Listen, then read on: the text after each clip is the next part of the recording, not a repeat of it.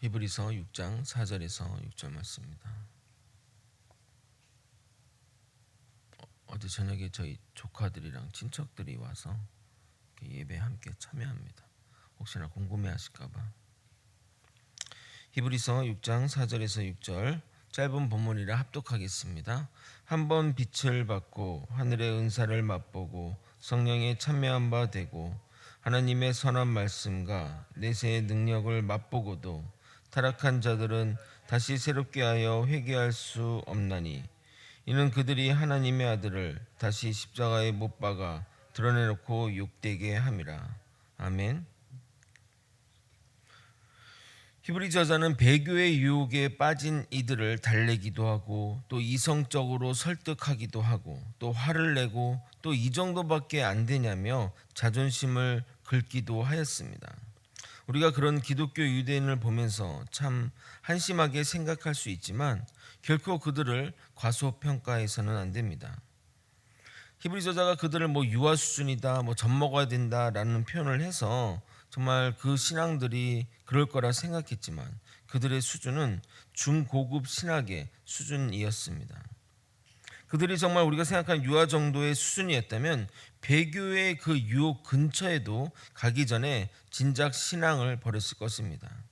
그들은 생명의 위협 앞에 어떤 선택을 해야 하는지 고민하는 자들이기에 우리가 우습게 볼 사람들이 절대 아닙니다.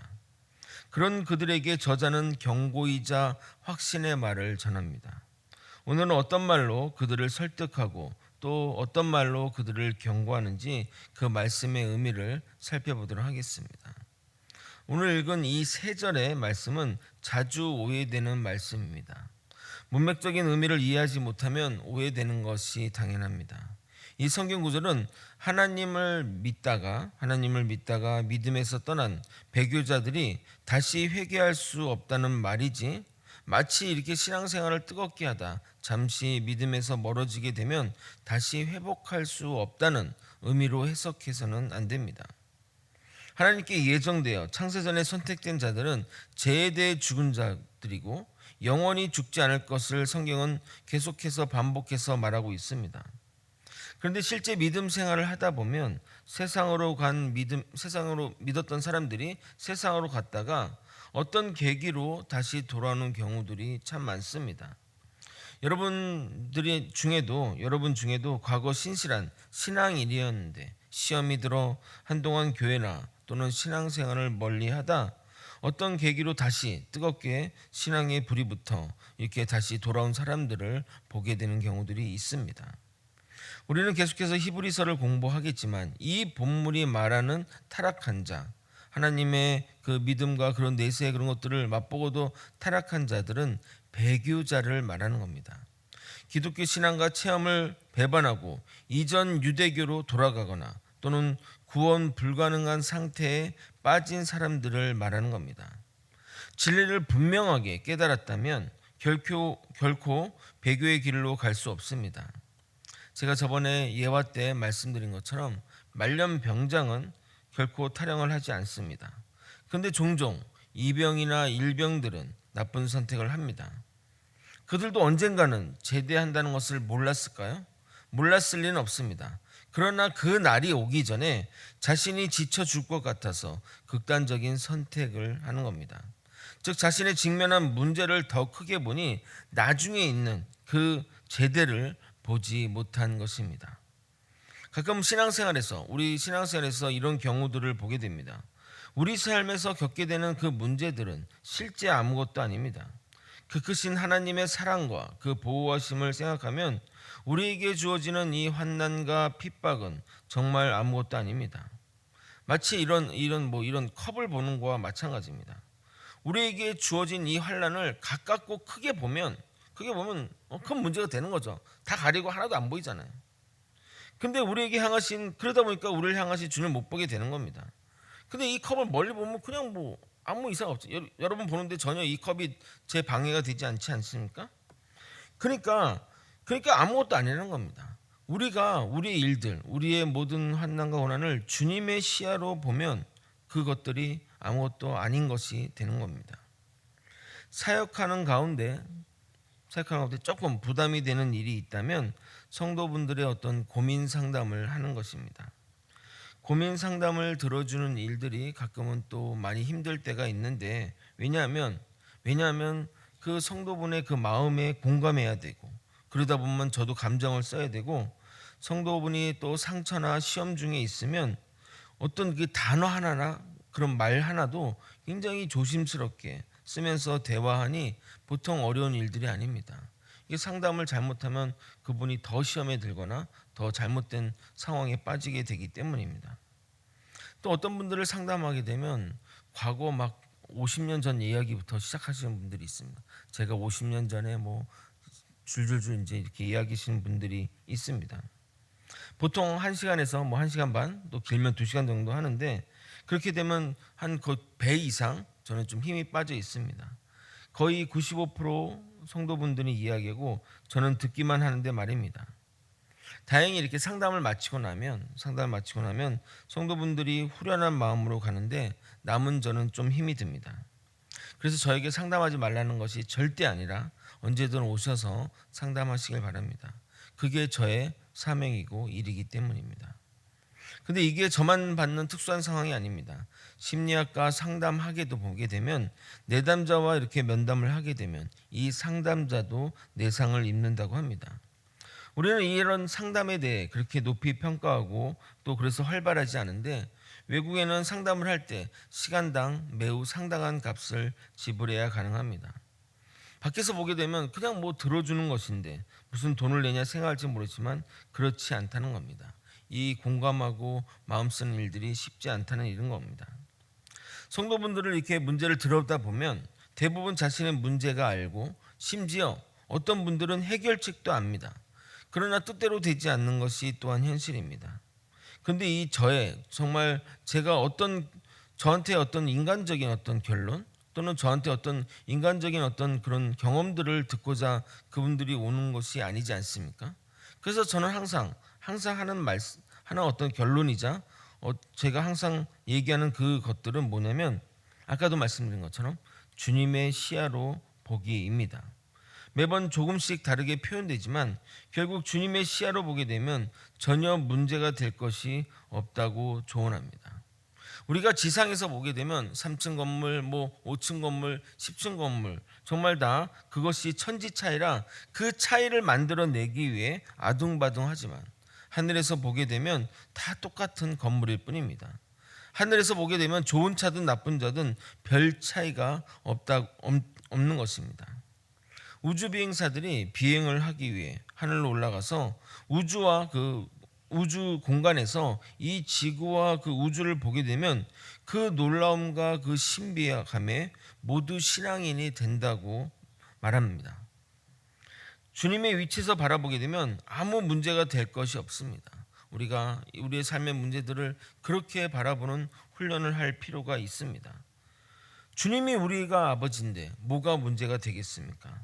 문제보다 더 크신 주님을 바라보는 저와 여러분이 되시길 예수님의 이름으로 소망합니다.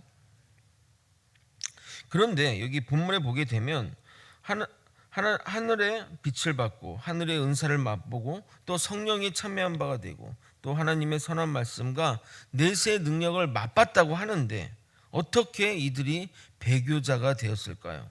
마태복음 13장에 보게 되면 그 이유를 알 수가 있습니다. 예수님의 비유를 읽어드리도록 하겠습니다. 마태복음 13장 3절에서 8절입니다. 예수께서 비유로 여러 가지를 그들에게 말씀하여 이르시되, 씨를 뿌린 자가 뿌리러 나가서 뿌릴새 더러는 길가에 떨어짐에 새들이 와서 먹어버렸고, 더러는 흙이 얕은 돌밭에 떨어짐에 흙이 깊지 않으므로 곧 싹이 나오나 해가 돋은 후에 타서 뿌리가 없으므로 말랐고, 더러는 가시떨기에 떨어짐에 가시가 자라서 기운을 막았고, 더러는 좋은 땅에 떨어짐에 어떤 것은 100배, 어떤 것은 60배, 어떤 것은 30배의 결실을 하였느니라. 예수님은 이 비유의 의미를 이렇게 해석해 줍니다. 18절에서 22절입니다. 그런즉 10분 이르는 비유를 들으라. 아무나 천국의 말씀을 듣고 깨닫지 못한 때는 악한 자가 와서 그 마음에 뿌려진 것을 빼앗나니, 이는 곧 길가에 뿌려진 자요 돌밭에 뿌려졌다는 것은 말씀을 듣고 즉시 기쁨으로 받되 그 속에 뿌리가 없어 잠시 견디다가 말씀으로 말미암아 환난이나 박해가 일어날 때는 곧 넘어지는 자요. 가시떨기에 뿌려졌다는 것은 말씀을 들으나 세상의 염려와 재물의 유혹에 말씀이 막혀 결실하지 못하는 자요. 성경에서 말하는 자, 타락한 자요 또는 배교자는 돌밭이나 가시밭 같은 마음밭을 가진 자를 말하는 겁니다. 복음을 받을 때는 기쁨으로 받아들였다. 그 구원 얻을 만한 증거도 그들의 삶에서 나타납니다. 외견상 그들은 확실히 구원을 얻은 것 같습니다. 하지만 시험과 환난이 오니 그 믿음을 버리게 된 겁니다. 우리는 여기서 두 가지를 깨닫게 됩니다. 첫 번째는 우리의 믿음이 진짜인지 가짜인지는 시험과 환난이 닥쳐야 알 수 있다는 겁니다. 알곡과 가라지가 추수 때까지 한 곳에 자라는 것처럼 평상시는 모릅니다. 그런데 시험과 환난이 오게 되면 누가 알곡이고 누가 가라지인지를 알 수 있습니다. 그러므로 시험과 환난이 오면 어떻게 반응해야 됩니까? 이겨내야 됩니다. 시험과 환난과 어려움이 닥치면 무조건 이겨내야 합니다. 교회를 다니는데 시험이 든다며 교회를 떠나겠다고 말하는 사람들이 있습니다. 제가 그분들에게 하는 답은 이렇습니다. 있는 것이 영적으로 힘들 수 있으니 떠난다고 할 때 잡지는 않겠습니다. 그러나 그 시험 주는 대상이 아무렇지도 않을 때 떠나라고 권유합니다. 즉 시험을 극복한 후에 떠나라는 겁니다. 아마도 시험 중에 최고는 목회자로부터 시험을 받은 경우일 것입니다. 목회자로부터 시험을 들으면 말씀도 안 들어오고 또 괴로울 것입니다. 그때도 동일합니다. 어떻게든 은혜 받고 떠나십시오. 그래야 어떤 환난이 닥쳐도 이겨낼 수 있습니다. 여러분 그게 다 테스트예요. 여러분 시험이 테스트지 않습니까? 우리가 신앙생활 가운데 그런 테스트가 왔을 때 그 시험에 무너져서 되게 되면 다른 교회나 다른 공동체 간다고 그런 시험이 없겠습니까? 계속 떠나고 계속 나갈 수밖에 없습니다. 이겨내면 한번 이겨내면 그 모든 시험들을 굳건한 믿음으로 지켜낼 수 있는 겁니다. 두 번째, 밭의 비유를 통해 타락의 원인, 우리가 배교의 원인은 본인에게도 있음을 보여줍니다. 왜냐하면 밭을 가꾸는 것은 본인의 노력이 필요하기 때문입니다. 씨앗이 심겨져 자라나 열매를 맺지 못하는 것은 다른 이유도 있겠지만 근본적으로 밭을 가꾸지 못했기 때문입니다. 그래서 시험을 오는 것은 시험이 우리를 힘들게 하는 것도 있지만 말씀이 온전히 심겨지고 뿌리는 대로 열매로 성장한다면 어떤 시험이 와도 결코 시험이 되지 않을 겁니다. 아마도 그런 단계, 여기 계신 분들 중에는 그런 단계에 진입한 사람이 있을 것입니다. 어떤 시련과 환난이 와도 마음에 유동하지 않는 사람들 말입니다. 뭐라고 얘기해도 그냥 아무렇지도 않은 거예요. 여러분들이 뭐라고 해도 뭘 저에 대해서 욕을 하든 뭘 하든 아무렇지도 않습니다. 그런 사람을 성경에서 뭐라고 하는 줄 아십니까? 죽은 사람이라고 합니다. 죽은 사람이 시험 드는 거 봤습니까? 죽은 사람이 환난이 온다고 걱정할 일 있습니까? 염려가 됩니까? 전혀 문제될 것이 없습니다. 그래서 사도 바울은 성도들에게 이렇게 자랑을 합니다. 뭘 자랑한 줄 아십니까? 자기가 잘난 것을 자랑합니까? 아니면 대단하게 막 곳곳을 다니며 선교 여행을 자랑한 것 같습니까? 아니에요. 사도 바울은 이것을 자랑했습니다. 고린도전서 15장 31절을 읽겠습니다. 형제들아, 내가 그리스도 예수 우리 주 안에서 가진 바 너희에 대한 나의 자랑을 두고 단언하노니 나는 날마다 죽노라. 사도 바울의 자랑은 날마다 죽는 것을 자랑합니다. 여기서 죽는 것은 진짜 죽는 것을 말하는 것일까요? 매일 자살 시도한다는 말일까요? 아니요. 말씀에 죽는 것이고 자신의 자아가 죽는 것이고 나의 고집과 아집을 죽이는 것이고 시험 받는 것을 죽이는 것입니다. 그래서 죽은 자는 말이 없는 것입니다. 그래서 다놓고 여러분에게 말씀드립니다. 왜 믿음 생활 가운데 시험이 들고 힘든지 아십니까? 내가 죽지 않아서입니다.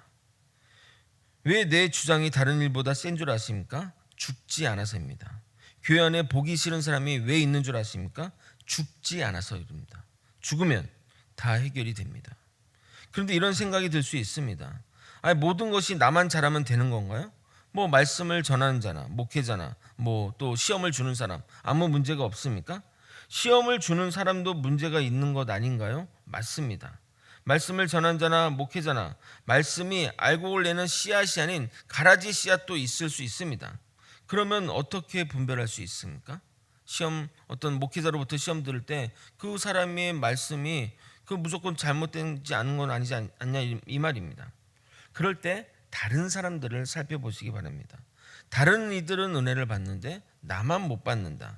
그럼 본인만의 문제가 일 경우가 매우 많습니다. 조심스럽게 물어보십시오. 말씀이 어때? 예배가 어때? 한 명에만 물어지 말고 최대한 여러 명에게 물어보십시오. 알곡끼리 모이듯이 가라지끼리 모이는 경우도 있으니까 주의해서 확인하시기 바랍니다. 만약 다른 일도 은혜를 받는데 내가 못 받으면 내 밭의 문제를 점검해 봐야 됩니다. 본인뿐만 아니라 다른 이도 열매가 없고 은혜가 없다면 그렇게 된다면 그때 다시 한번 저를 찾아와서 상담하고 또 믿음에 대한 것들을 구체적으로 이야기했으면 좋겠습니다. 말씀을 정리하겠습니다. 히브리 저자는 환난과 핍박이 와서 배교의 길을 가는 자들에게 다시는 돌아오지 못할 것을 경고합니다. 너가 가는 길은 결코 구원이 없는 길이고 생명이 없는 길임을 밝히 말하고 있습니다. 환난과 핍박은 주님의 사랑에 비하면 아무것도 아닙니다. 아무리 힘들어도 주님이 예비하신 상에 비하면 아무것도 아니란 사실을 명심하셔야 됩니다. 로마서 8장 18절 생각하건대 현재의 고난은 장차 우리에게 나타날 영광과 비교할 수 없도다. 우리가 우리에게 주어진 고난을 크게 보기 때문에 더 크신 주님을 보지 못하는 것입니다. 시험과 환난과 핍박은 아무것도 아닙니다. 사실 우리가 살면서 받는 시험과 환난은 그 당시 그 기독교 유대인들이 받는 그 목숨을 건지는 그 시험의 발끝에도 미치지 못합니다. 시험을 안 피하면 죽습니까? 목숨 내놓을 시험들이 여러분 삶 가운데 있습니까?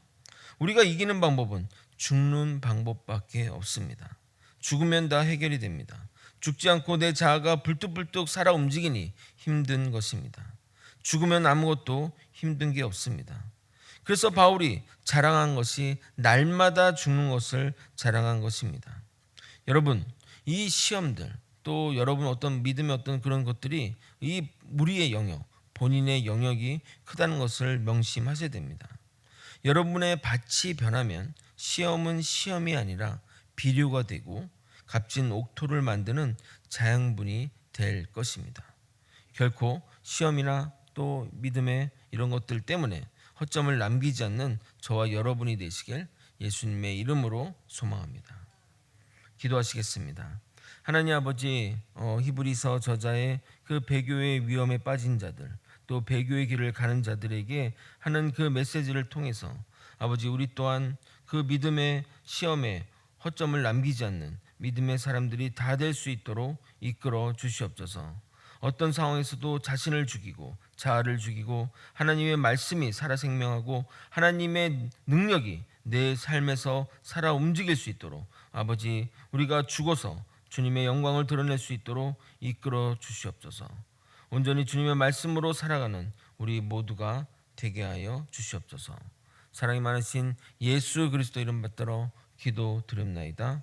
아멘. 주기도문으로 예배를 마치겠습니다.